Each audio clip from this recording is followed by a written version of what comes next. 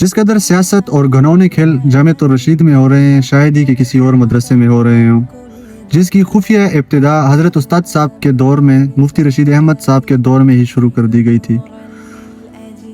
اس سیاست کا پہلا غیر سرکاری نتیجہ جامعۃ الرشید کے بانی مفتی رشید احمد صاحب رحمۃ اللہ علیہ کے صاحبزادے کو جامعہ سے بے دخل کرنا تھا۔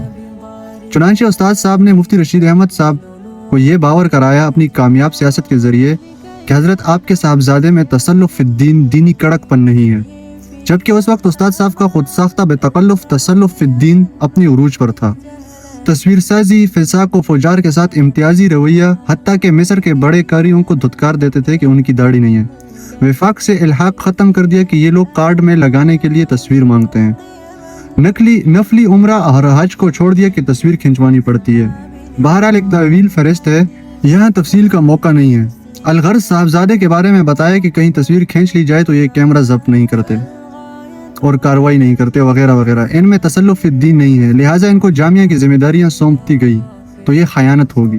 چنانچہ مفتی رشید احمد صاحب مخلص تھے، انہوں نے کہا ٹھیک ہے، تو مفتی احمد ممتاز صاحب کے خلاف بھی یہی تسلف فی الدین والا چورن بیچا گیا اور انہیں جامعۃ الرشید سے بے دخل کروایا گیا، جبکہ آج وہ تنہا ہی تسلف فی الدین پر کھڑے ہیں جو مفتی رشید احمد صاحب رحمۃ اللہ کا مقصود تھا۔